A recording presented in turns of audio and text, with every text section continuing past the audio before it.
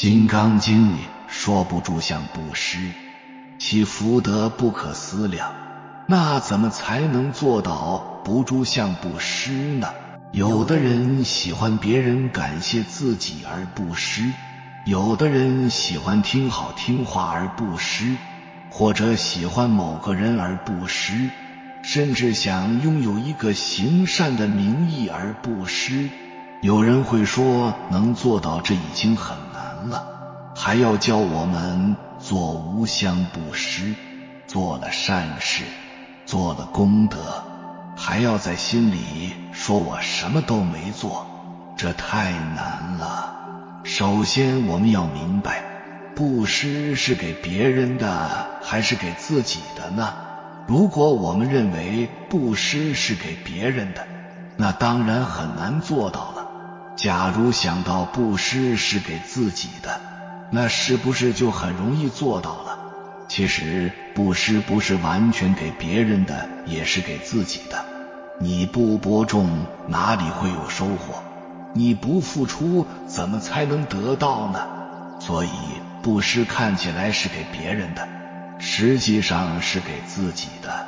如果你想富有，就一定要学会布施，越布施是越富有。所以从现在开始，你要赶快好好的布施，你所布施出去的一切，到最后都一定会回到你的身上。你想要人缘好，就要行布施；你想家庭和睦，就放下计较心，为一家人去服务，不计得失，那就做到了无相布施。如果你每天都在做善事，你的好运马上来。你给人一个好脸色是在做善事，这个叫和颜布施。你给人说一句好话是在做善事，这个叫爱语布施。你给一个点赞也是在做善事，这个叫随喜布施。转发分享也是在做善事，这个叫法布施。随时随地可行善，分分秒秒可布施。善事做得越是多，你的福报就越大。有一贫女叫难陀，穷无分文，常年以乞讨自活。她见别人有钱物供养佛和僧众，很是悲伤，悔恨自己没有福报，无物可供。有一天，他好不容易起得一钱，决定以此供佛，于是就到油店买油供灯。店主说一钱不够买油，难陀说，这是我的全部钱财了，我要用它供佛。店主为他的诚心所感动，就加了1倍的油给他，这样可作一灯。难陀置灯于佛前，立下誓愿，我今贫穷，只能以小灯做供，希望这个功德让我来世有智慧，并灭除一切众生的痴暗。这一夜众灯油尽而灭，唯此一灯独然不灭。次日天晓，目连见此灯特别明亮，高柱未损如新，为节约灯油，他于举手善灭此灯，但灯焰如故，又以衣扇，怡然如故。佛陀对目连说，这灯你是扇不灭的，因为这是发大心人所施之物。贫女这一施叫洁净施，贫穷不施难，难在无物可施。但凡有一物施出，对他来说是全部家产了，所以教洁净施，当然功德自然很大。而难陀真正的功德还远远不止于此，因他在施供时发了一个为灭除一切众生痴暗而施供的大愿，这让一个有限的行为升华成了无限效用。打个比方，本来是一滴水，因为发了为一切众生的大愿，这滴水就变成了整个大海，所以南陀的灯油无有穷尽，灯焰也无人能灭，其福更是无有限量。现在我们就来探讨这个话题。这个影片有点长，如果你能耐心看完，一定能让你功德圆满，福慧双增。所以请先放下手头的事，仔细的聆听。我们经常说慈悲，然而你也许不一定真的知道什么是慈悲。慈悲不是怜悯，觉得谁不容易心疼谁，但慈悲也不是布施，你要去拯救谁，帮助谁，因为这样的布施是有所助的，建立在先对别人有评判的一个基础上，而不是单纯天道里面说的损有余而补不足。哪怕做到无相布施，符合无所住的布施，这也不是慈悲。慈悲和布施是两个完全不同的范畴。慈悲更不是说原谅和宽恕谁，当原谅和宽恕出现的时候，建立在你认为是对，对方是错这个基础上，对方是不应该的，不符合某种标准或道德的评判，无论这种标准是什么，你都还是在建立二元思维，没有达到真正的慈悲境界。慈悲境界是什么？我们看看慈悲这两个字怎么写，分别是资和非下面两个心字。资就是此的意思，慈悲就是说此心非心。什么是心？我们的意识来自于心的作用而产生的投射，这是大脑运行的一个机制。也就是说，此刻你对外部世界的所有一切认知和判断，都并非生于本心的时候，你才算来到了慈悲境界，才算是生出慈悲心了。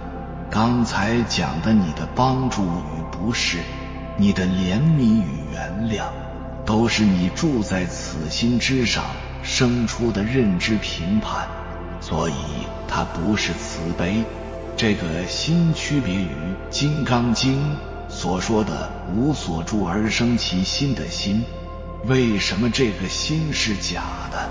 是你大脑思考所产生的投射，从花鸟树木、钢筋水泥到人鬼蛇神，我们在接触这些相的时候，不管它们以何种形态与能量实现，不管我们与他们发生何种交互，我们都是能够时刻升起观照之心，觉察到自己的反应，知道自己内心正在被外界这些相所触发、所影响，知道自己正进入大脑什么样的评判里，知道自己正处于一种什么样的情绪里，跳出这些自动化的潜意识认知和评判。也就是说，你跳出了你的认知范围，就好像你看到你一个内在的自己，或者你看到当下的你的状态。这就是我想说的慈悲。当你升起真正的慈悲心，你就承认了在你之外的世界，包括你认识的所有人，都只是你的环境和假象，都只是一个因缘和合下的关系。你就真正做到了接受和允许，你就真正做到了正受。你接受了众生相，允许突发雷雨、风雪交加、雨过天晴，你允许了日出日落、花开花谢，允许每一个的不完美的因果造作的众生，你允许了生住异灭、生老病死，允许你的父亲、爱人、孩子做他们自己，你不再去执着说服谁改变谁，你只会去关注和知道自己是谁，自己的反应，你会在这个之下去做反应，在脱离评判和标准之下道德化的潜意识去做回应。如果你能够更进一步到达菩萨以慈悲度化众生的境界，也就是说你能帮助众生明白此心非心，那么恭喜你，你即是慈悲，即是自在，即是自信。佛教文化一直倡导自利利他，其布施思想中蕴含了丰富的利他、助人为乐思想，也为慈善事业提供了价值基础，同时也为现代慈善事业的发展提供了甚多利益的启示，如尊重弱势人群、慈善不分阶层、关注心灵成长等。在佛教的文化中，一个人的运气好不好并不是取决于老天爷，而是与你的福报有关，而福报是来源于培植福田、广种恩田、敬田、悲田，通过布施供养才会有福报。大家都知道，修布施是六度修行的第一步，也是学佛的必修课程之一。那为什么要修布施呢？布施有什么好处呢？大家可能也都知道一些，莫学今天只是大概总结一下，希望和大家一起探讨布施的好处。佛陀在讲六波罗蜜：布施、持戒、忍辱、精进、禅定、智慧时，布施也排在修菩萨行的第一要位。这是为什么呢？布施是什么？布施有哪些殊胜功德福报？我们又应该如何做到真正的布施呢？一、布施的福德。贫穷从悭贪而来，富贵从布施中来。布施就是把财物、经法、无畏散布施舍给别人，以信众心而行布施，而不是轻视的像对待一个乞丐一样，就会得离众人的嫉妒，被人所崇敬。常行布施，得身心舒适愉悦，没有散乱的过失。亲手布施，来世的手指先长，身体相貌端正，为他人布施，也会得他人行大舍施。以慈心布施，得颜貌和悦，没有嗔恨。以悲心布施，得离杀生。以喜心布施，得无所谓，远离忧恼。以舍心布施，得离挂碍，正寂灭乐。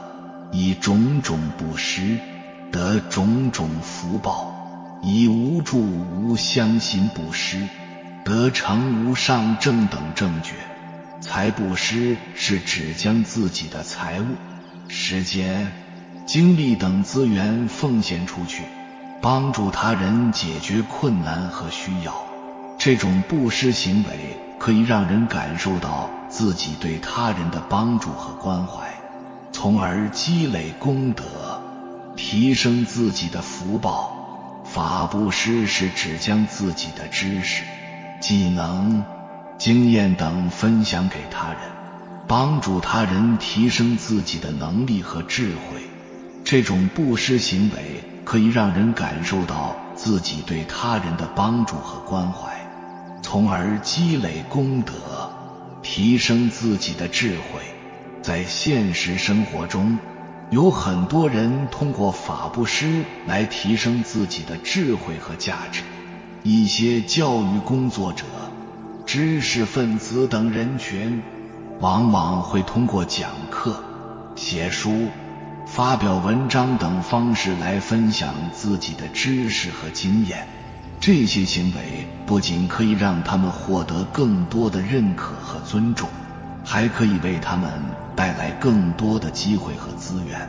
无畏布施是指将自己的勇气、力量、智慧等奉献出去，帮助他人克服困难和挑战。这种布施行为可以让人感受到自己对他人的帮助和关怀，从而积累功德，提升自己的健康长寿。在现实生活中，有很多人通过无畏布施来提升自己的健康长寿。慈悲布施是指将自己的慈悲、关怀、爱心等奉献出去，帮助他人感受到温暖和快乐。这种布施行为可以让人感受到自己对他人的关爱和关怀，从而积累功德，提升自己的快乐和幸福。有很多人通过慈悲布施来帮助他人，让他们感受到温暖和快乐。一些志愿者、义工等人群往往会通过自己的努力和付出，为需要帮助的人提供支持和帮助。这些行为不仅可以让他们获得更多的内心满足和幸福，也可以为自己积累功德，提升自己的快乐和幸福。在生活中，我们不妨多做一些布施行为，无论是财布施、法布施还是无畏布施，都可以让我们获得更多的回报和收获。同时，我们也要学会感恩他人的付出和帮助，珍惜他人的资源和经验，让我们走得更加稳健。我们现在拥有的一切都从过去的修心积德而来。常言道，越布施越有福。无论是我们的精神方面还是物质方面都是如此。但若菩萨不住相布施，其福德不可量。布施就是以福利施予他人，使他人得到利益。无论我们是用智慧、知识，还是财力、体力，或者是用语言鼓励人、帮助人，只要能让他人从困难中得到利益与帮助，都可称为布施。凡是以自己所了解的佛法教化众生，即是行法布施。法布施不一定是讲经说法，讲经说法是无量法施当中的一种。无畏布施就是让众生不再感到畏惧，使其能心无不畏而得自在。无畏布施消除众生的恐惧心理，以仁爱慈悲让众生获得了安全感，也培养了我们大悲的精神。金刚经说，菩萨于法应无所住而行布施，欲知前世因，今生受者是，欲知后世果，今生作者是。布施不是把钱财、精力、心血白送给他人，而是一点一滴累积今生来世的功德利益。布施是在不经意中积蓄人生当中最重要的财富，也是我们永远受用的财富。布施也不是意味着不加思考地去帮助他人，如以歪曲的心理、颠倒的见解、无纯净发心所施的财物，如只是为了耍阔气，或纯粹是打发人家了事而进行的施舍，如送别人毒品、武器等危险物等等，这些都不能算作真正的布施。修行始于布施，布施也让佛法得以持续。佛陀时代如果没有古印度人布施托钵僧的传统，佛陀可能也很难有机会探索并获得觉悟，僧众也不会有时机追随佛陀。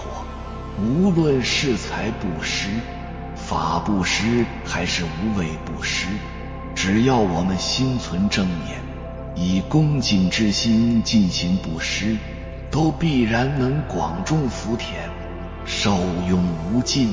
能除怨，就是能够除去别人对你的怨恨心，断悭贪，这才是布施的目的。我们每个人都有贪心，吝啬只是程度大小不一样罢了，这是烦恼的根源。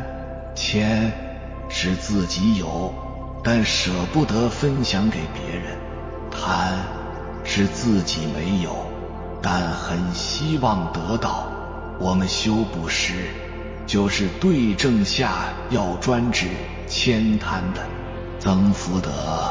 这个和除怨都是好处，但都是人事，不是学佛的目标，等于是副产品。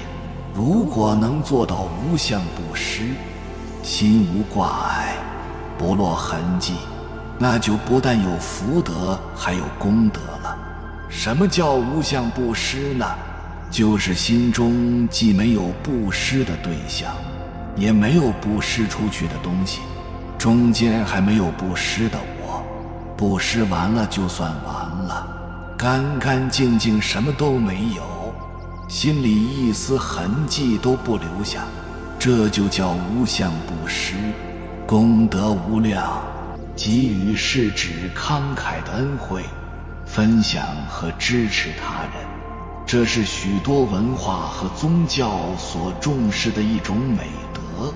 从宗教的角度来看，布施被视为一种信仰上的修行，可以带来福报或善果。在日常生活中，布施也可以给自己和他人带来许多好处。布施中可以增强个人的内心满足感和幸福感。当我们慷慨地给予他人时，会感觉到一种乐观和快乐的心态，同时也会感激自己所拥有的物质和精神财富。这种内心的满足感会提高自己的幸福感，让自己更加具有自信和积极的态度。布施可以增强人际关系的和谐性，布施可以提高自己的社会责任感和使命感。当我们肯定自己的人格和价值时，也会更有使命感和责任感。慷慨地给予他人时，我们意识到自己拥有一个独特的使命，即为社会和人类做出一定的贡献。布施还可以帮助我们发扬人类的正面品质。慷慨和支持他人可以让我们发扬出一些人类的正面品质，如慈善、博爱、宽容、勇气和正义。这些品质可以帮助我们成为更优秀的人，同时也可以影响和激励其他人，促进整个社会的进步和繁荣。布施是一种非常美好的社会行为和人格品质。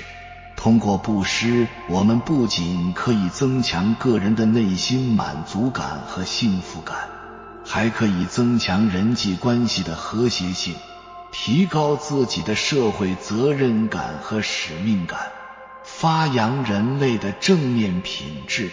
因此，我们应该在生活中多多发扬布施的精神，给自己和他人带来更多的福祉和快乐。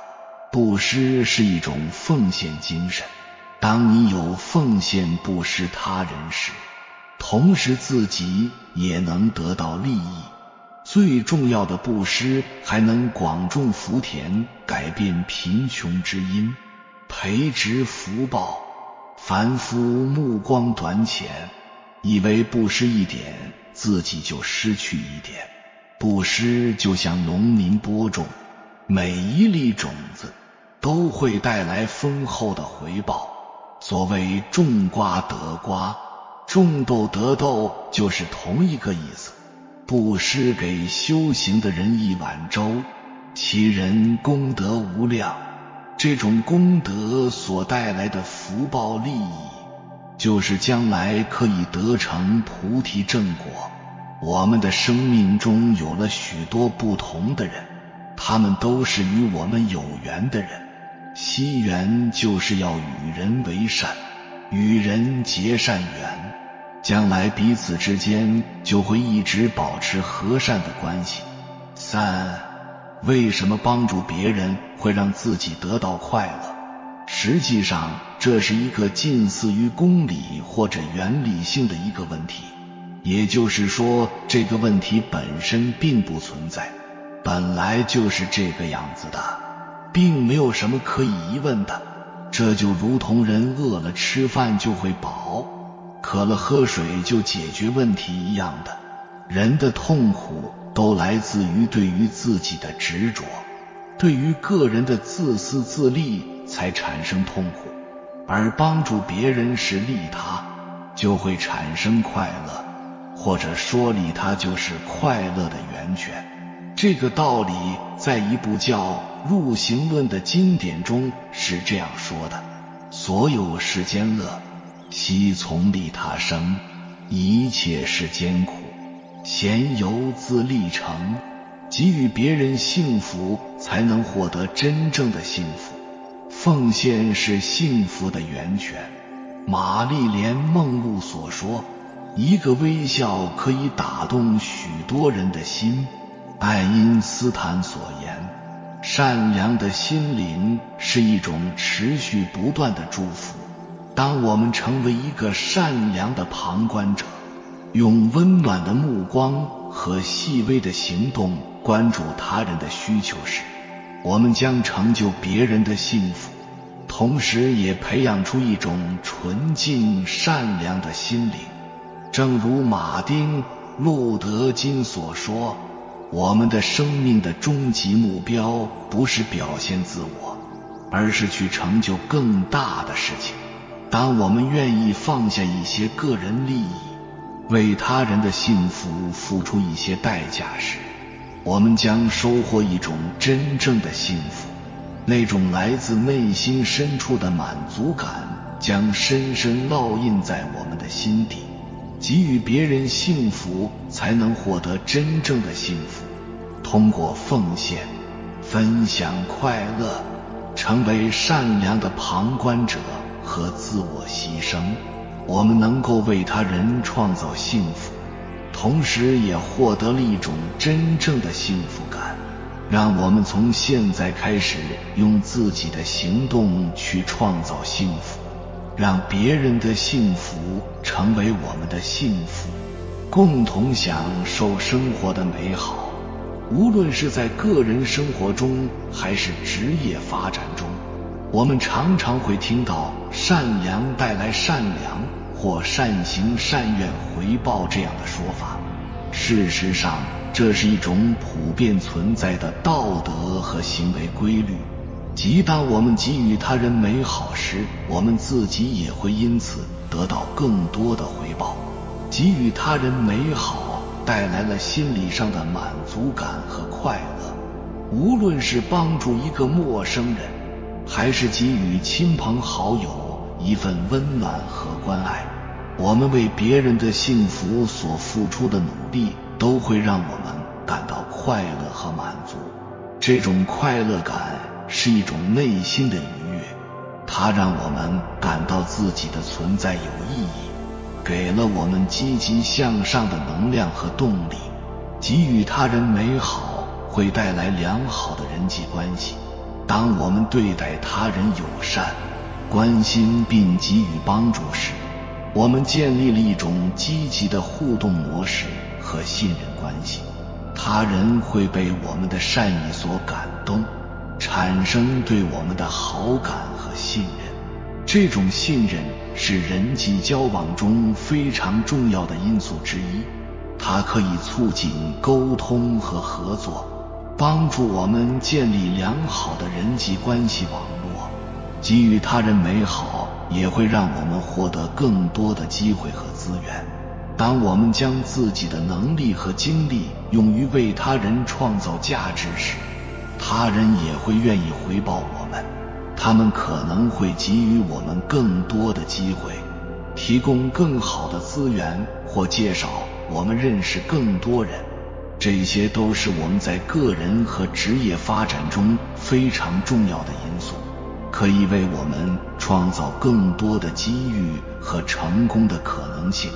帮助别人，自己会感觉到快乐。每个帮助别人的人都会有体验，他就是快乐的，甚至不需要别人去肯定你，不需要别人表扬，或者不需要别人任何的反馈，甚至没有人知道你帮助了别人，但是你的内心同样也会是快乐的、放松的、祥和的。主动帮助别人会不会有点傻？其实完全不是傻，主动帮助别人是一种智慧，会得到更多的快乐。帮助之后，别人不在乎，也不领情，甚至还嘲讽怎么办？其实帮助别人之后，别人会表示感谢的话，这当然好。如果没有，那也没关系的。重要的是你在做这些事情之前，不要期待有任何回报。这时要观察自己的心，只要自己是善良的，自己是出于爱心，这样就好。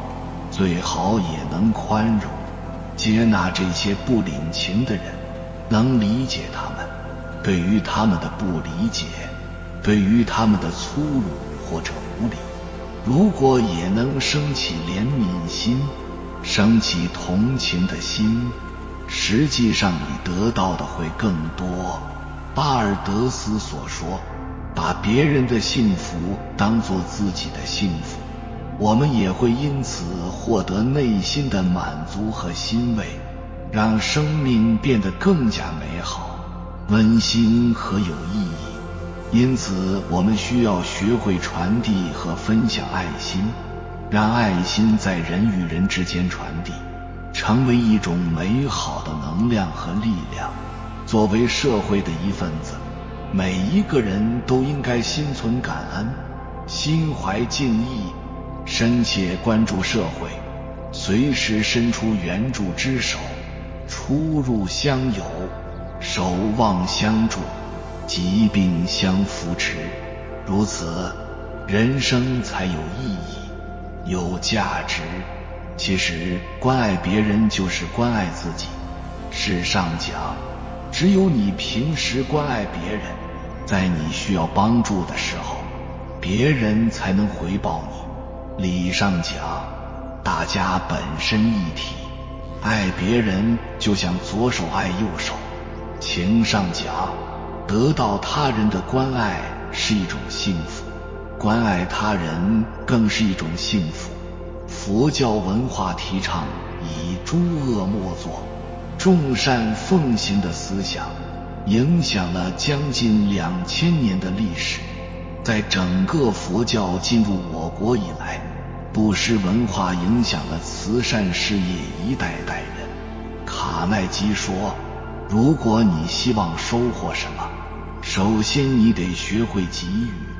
如果你希望得到更多的钱、勇气还有爱，那么今天付出，明天也许就能收获意外的惊喜，而且这些惊喜可能来自你未曾给予的人。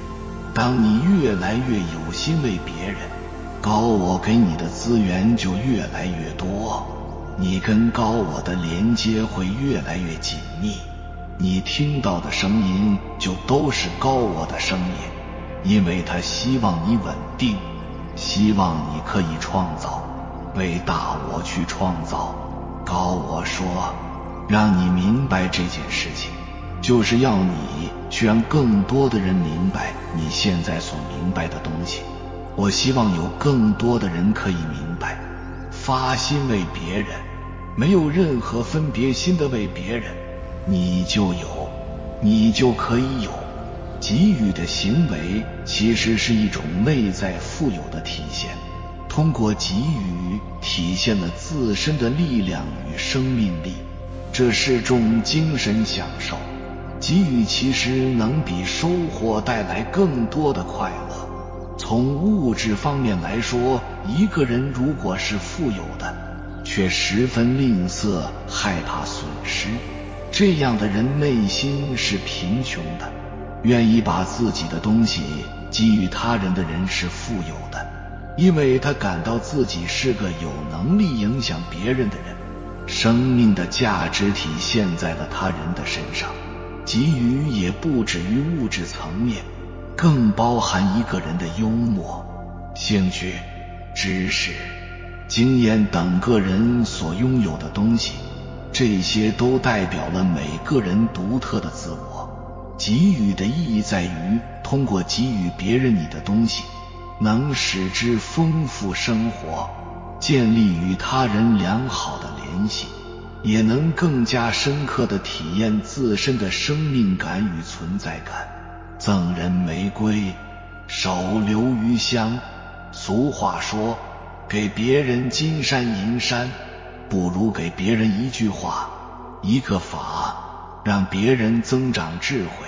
有缘人，感谢你看到最后。